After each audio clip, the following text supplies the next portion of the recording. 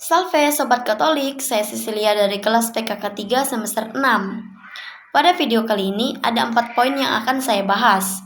Poin yang pertama yaitu tentang Arianisme, poin yang kedua tentang Nestorianisme, poin yang ketiga yaitu tentang tokoh-tokoh patristik atau apologetik, dan yang poin keempat adalah tentang konsili-konsili yang menentang ajaran tersebut. Langsung saja pada poin yang pertama yaitu tentang Arianisme. Arianisme merupakan doktrin kristologi non-trinitarian yang ada pada abad ketiga dan abad keempat Masehi. Hal ini terjadi karena pertikaian doktrinal yang mengganggu orang Kristen setelah adanya pengakuan Konstantinus terhadap gereja. Ini maksudnya yaitu Konstantinus mengakui gereja pada tahun 313 Masehi. Pelopornya adalah Arius, seorang presbiter atau imam atau pemimpin rohani di Alexandria, Mesir. Arianisme ini berpendapat bahwa Yesus Kristus adalah putra Allah yang diperanakan oleh Bapa, tetapi memiliki hakikat yang berbeda dari Bapa dan lebih rendah pada Allah Bapa. Maksudnya ini adalah lebih rendah hakikatnya dari Allah yang menciptakan segala bumi dan isinya. Lalu ajaran yang menentang gereja yaitu penolakan Trinitas. Arianisme tidak menerima konsep Trinitas yang kita ketahui terdiri dari 3 pribadi dalam satu hakikat Allah.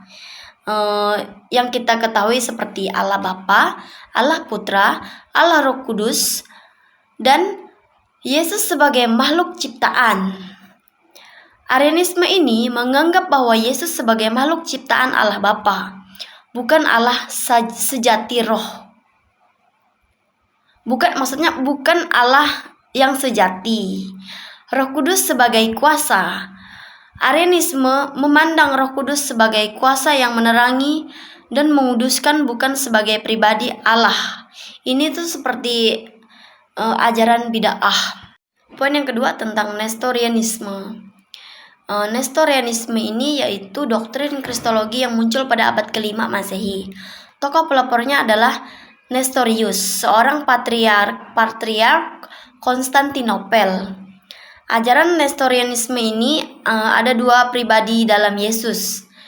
Nestorianisme ini mengajarkan bahwa Yesus memiliki 2 pribadi yang terpisah, yaitu pribadi manusia dan pribadi ilahi. Penolakan Theotokos. Nestorianisme tidak menerima gelar Theotokos atau Bunda Allah untuk Maria, karena mereka percaya bahwa Maria hanya melahirkan Yesus sebagai manusia, bukan sebagai Allah. Lalu, Kristus sebagai 2 entitas. Kristus sebagai 2 entitas. Nestorianisme ini memandang Kristus sebagai 2 entitas, yaitu yang terpisah, Yesus manusia dan Logos ilahi. Konsep ajarannya itu tentang dualitas Kristus. Nestorianisme mengajarkan bahwa Kristus memiliki 2 kodrat yang terpisah, yaitu kodrat manusia dan kodrat ilahi.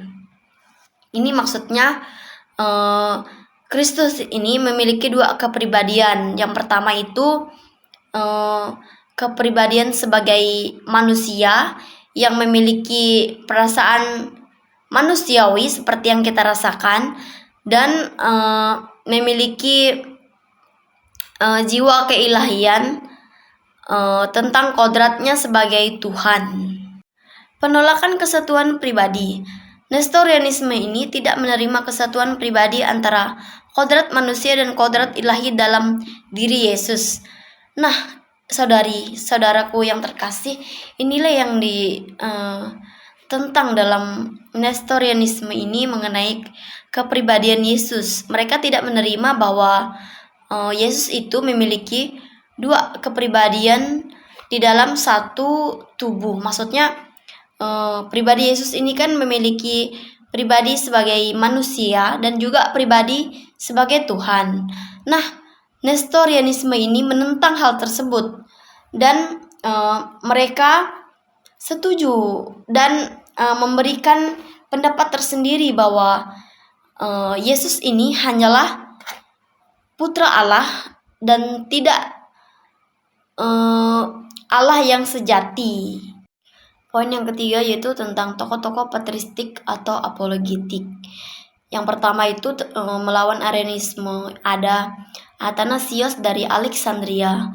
Ini pada tahun 296 sampai 373 Masehi.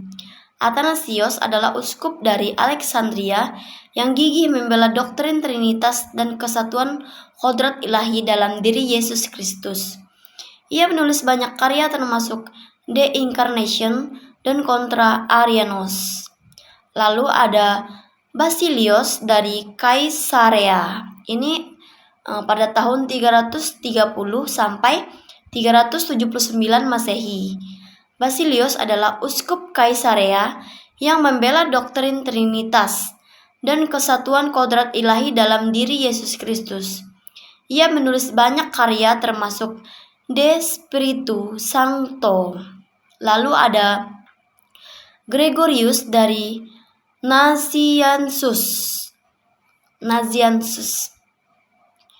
Ini pada tahun 329 sampai dengan 390 Masehi. Gregorius adalah uskup Nazianzus yang membela doktrin Trinitas dan kesatuan kodrat ilahi dalam diri Yesus Kristus. Ia menulis banyak karya termasuk Horatianus Theologicae. Lalu yang melawan Nestorianisme ada Cyrilius dari Alexandria. Ini pada tahun 376 sampai 444 Masehi. Cyrilius adalah uskup Alexandria yang gigih membela doktrin Kristologi ortodoks dalam kesatuan pribadi dalam diri Yesus Kristus. Ia menulis banyak karya termasuk De Rectified dan Contra Nestorium. Lalu ada Leo Agung. Ini pada tahun 4000 sampai tahun 416. Maksudnya tahun 400 sampai 461 Masehi. Leo Agung adalah uskup Roma yang membela doktrin Kristologi ortodoks dan kesatuan pribadi dalam diri Yesus Kristus. Ia menulis banyak karya termasuk Epistolae dan Sermones. Nah, mungkin masih ada tokoh-tokoh yang menentang ajaran tersebut dan masih banyak lagi. Konsep ajarannya ini itu tentang Trinitas. Doktrin Trinitas mengajarkan bahwa Allah adalah satu dari 3 pribadi, seperti yang sudah kita bahas pada poin yang di atas tadi.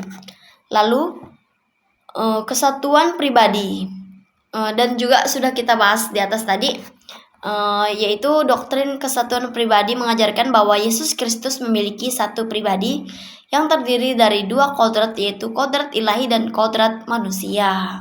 Poin yang keempat tentang konsili-konsili yang menentang ajaran tersebut. Yang pertama itu ada konsili Nisea. Ini pada tahun 325 Masehi. Konsili ini diadakan pada masa kepemimpinan Kaisar Konstantin I dan Patriark Alexandria, Athanasius. Inti pokok ajaran konsili ini adalah pengakuan iman bahwa Yesus Kristus adalah Allah yang sejati dan sehakikat dengan Allah Bapa, penolakan ajaran Arianisme yang menyatakan bahwa Yesus Kristus adalah makhluk ciptaan Allah Bapa. Lalu ada Konsili Konstantinopel. Ini pada tahun 381 Masehi. Konsili ini diadakan pada masa kepemimpinan Kaisar Theodosius I dan Patriark Konstantinopel, Gregorius dan Nazianzus. Inti ajaran pokok konsili ini adalah pengakuan iman bahwa Roh Kudus adalah Allah yang sejati dan sehakikat dengan Allah Bapa dan Putra. Penolakan ajaran Arianisme yang menyatakan bahwa Roh Kudus adalah makhluk ciptaan Allah Bapa. Lalu ada konsili-konsili yang melawan Nestorianisme. Ini ada Konsili Efesus. Ini pada tahun 431 Masehi. Konsili ini diadakan pada masa kepemimpinan Kaisar Theodosius II dan Patriark Alexandria. Sirilius. Inti pokok ajaran ini yaitu konsili ini adalah pengakuan iman bahwa Maria adalah Theotokos atau Bunda Allah, karena Maria ini yang melahirkan Yesus Kristus yang adalah Allah yang sejati. Penolakan ajaran Nestorianisme yang menyatakan bahwa Maria hanya melahirkan Yesus Kristus sebagai manusia, bukan sebagai Allah. Lalu ada Konsili Chalcedon. Ini pada tahun 451 Masehi. Konsili ini diadakan pada masa kepemimpinan Kaisar Marcianus dan Patriark Konstantinopel. Anatolius. Inti pokok ajaran konsili ini adalah pengakuan iman bahwa Yesus Kristus memiliki dua kodrat yang tidak terpisah, yaitu kodrat ilahi, kodrat manusia. Lalu penolakan ajaran Nestorianisme yang menyatakan bahwa Yesus Kristus memiliki dua pribadi yang terpisah, yaitu pribadi Allah dan pribadi manusia. Nah, dari keempat poin yang sudah saya jelaskan di atas, apakah Sobat Katolik ada pertanyaan? Atau Sobat Katolik juga boleh berpendapat, silakan berpendapat di kolom komentar. Semoga penjelasan yang sudah saya berikan tadi bermanfaat untuk Sobat Katolik. Tuhan Yesus memberkati. Amin.